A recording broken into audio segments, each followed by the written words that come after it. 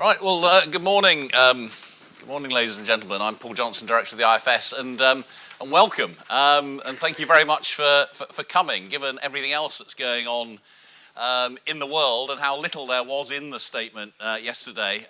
It's great to see you all here, and it's great to know that there is something normal going on in the world, even if it is only the IFS's post-spring statement analysis. We're going to run things a bit differently to normal today.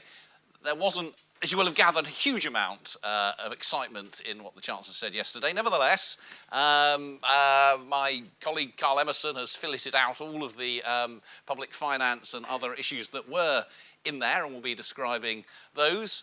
Jonathan Cribb will talk very briefly about the minimum wage announcement and how to think about the review that's going to be carried out. And then I think for the first time ever, I'm going to give one of the presentations later on, which will be about everything that wasn't in the spring statement and perhaps should be at the top of the government's minds. But I'm going to start, as traditionally, with some introductory remarks, though rather shorter than usual, because, as I said, there wasn't an enormous amount in yesterday's statement, which is probably not surprising. Not only did the Chancellor say that he didn't want this to be a big fiscal event, but I think other things were going on. One of the great things about having the spring statement yesterday is that those working on it didn't have to sit and watch the nonsense going on in Parliament in the evening, and I'm very grateful for that. It wasn't a big fiscal event, but actually, because it wasn't, the Chancellor did not yet again make any of the big fiscal decisions which we await, and in particular those around the spending review. A year ago, he promised he would set the spending review envelope in the autumn budget. We thought he might do it yesterday. He's now said he'll tell us the envelope over the summer, and the spending review will occur over the summer with results in the autumn. We now know a little bit more about it, though. We do now know that it will cover 3 years, or it's intended to cover 3 years from 2020-21, and of course it will determine whether austerity really has ended and whether spending on public services will finally start to move decisively upwards. There were some clues yesterday, though, that we might end up where we might end up going with the spending review, assuming that Brexit goes as planned in some sense. The public finances again surprised on the upside, with forecasts improving even on the big gains we saw back in October. Borrowing is set to come in at just 23 billion this year. At 1.1% of national income, that's its lowest level since 2001-2. It's well below its crisis levels. It's 14 billion below what was forecast just a year ago.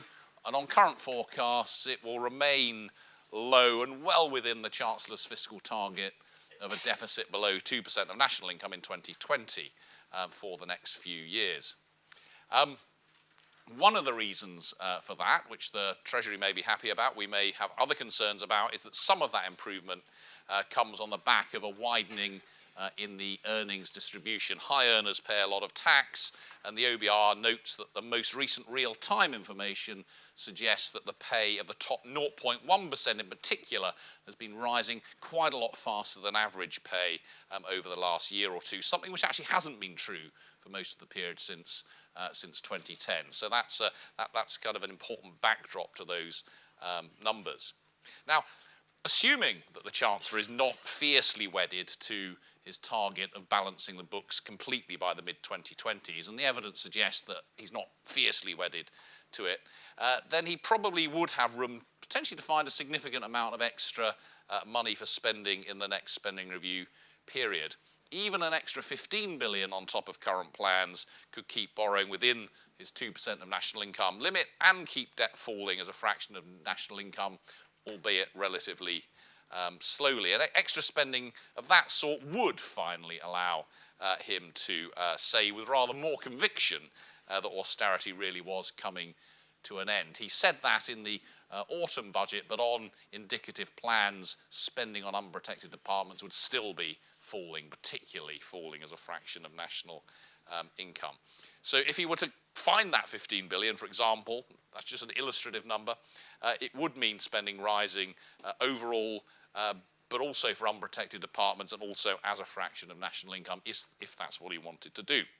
Of course, if things go wrong with Brexit, or indeed for other reasons, then he could lose that headroom. That was essentially what he was describing. It's not really a deal dividend, it's a sort of, if things go as planned, but certainly if things don't go as planned, and remember all the OBR forecasts, to the extent they're predicated on anything, are predicated on a fairly smooth transition. They're certainly not predicated on crashing out without a deal. If that's where we ended up, then clearly the economy will be smaller than it otherwise would have been, and there'll be a fiscal cost to that. And don't forget, there is some context to all this. The deficit is lower than forecast a year ago. It is low, but it's still a lot higher than forecast back in March 2016, to the tune of over 30 billion next year. There's a pretty much consensus the economy is about 2% smaller than it would have been had the Brexit vote not occurred. And in those circumstances, the deficit would have been smaller, fiscal room for manoeuvre greater, and the end of austerity probably more decisively with us. So what about the challenges that weren't addressed? Usually, we would welcome a pretty small-scale spring statement, but perhaps less so than usual right now, because it comes off the back of a series of pretty small-scale fiscal events, at least in terms of addressing some of the tax and spending issues facing us, not surprising in the face perhaps of Brexit and a lack of parliamentary majority. So the one new announcement, which might help guide policy related to the national living wage, that was, I think, quite appropriately an announcement of a review rather than a particular policy. The current policy is to move it to 60% of median earnings by 2020. That's already pretty ambitious by UK and international standards. Now, Mr. Hammond intimated he'd like to go further, but that really should only happen following a thorough review. So the fact that we're getting one is probably a good thing, although the evidence may be a little scanty because we are already heading towards the top of the international league table. And as my colleague Jonathan will say, the fraction of workers covered by the national living wage, even as it's currently planned in 2020, will be pretty high if one were to move towards 2/3 of median earnings, as the Chancellor intimated he might be interested in doing. That would take it to a very large fraction of the workforce. Beyond that, neither this spring statement nor other recent fiscal events have paid a lot of heed to some of the challenges coming our way.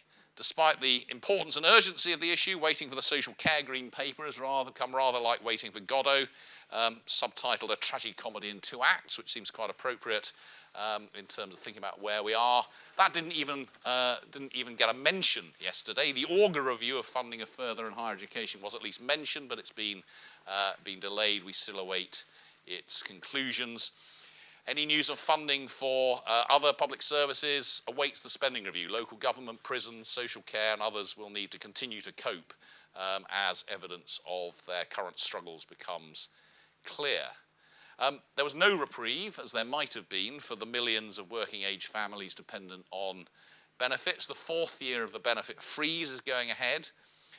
10 million families will have lost an average of £420 a year as a result of that 4-year freeze, and if you just ignore those just affected by the child benefit freeze, 7 million poorer families will have lost about £560 apiece. That's a big change, very quietly introduced. At the same time, the benefit system facing mounting challenges from increasing in-work poverty, increasing numbers with disabilities, growing impact from high levels of private renting on the housing benefit system.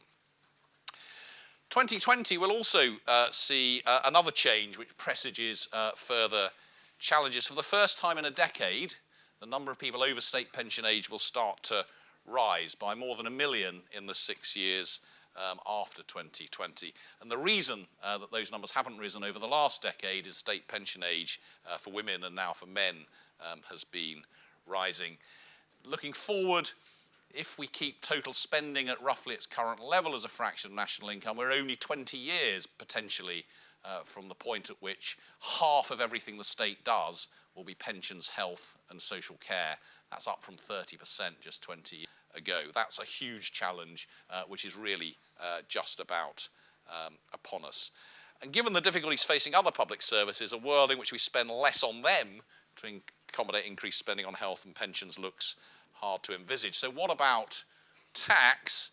Well, the other background to this is that tax receipts are currently pretty much at their highest on a sustained basis since the early 1950s. So by our own historical standards, and this is not dramatic, it's only a little bit higher than they've been, but by our own historical standards, taxes are pretty high. They are obviously higher in a lot of other jurisdictions. That's not to say they couldn't be higher. There's ongoing worry about being able to raise taxes from some areas, taxation of multinationals and digital companies, growing numbers of owner-managers and self-employed who pay less tax than the employees, continued failure to maintain real value of fuel duties. All of these things are putting pressure on the tax system. I think there is a worrying presumption that if you did want to raise tax, you could do it all through taxing big companies and the rich. Well, that's not how other countries who raise a lot more tax do it. That's not the way that you do it. So there's plenty that needs fixing, and there are ways of raising revenue and improving the tax system, but that needs some serious work. So to conclude, Brexit isn't the only thing that matters, astonishingly. The need for an effective spending review, taking account of the public finances and the public services, is urgent. There are longer-term challenges that can't be ignored, and some of them are quickly becoming actually rather short-term challenges. So getting that right on welfare, pensions, public spending, tax matters and needs a lot more focus.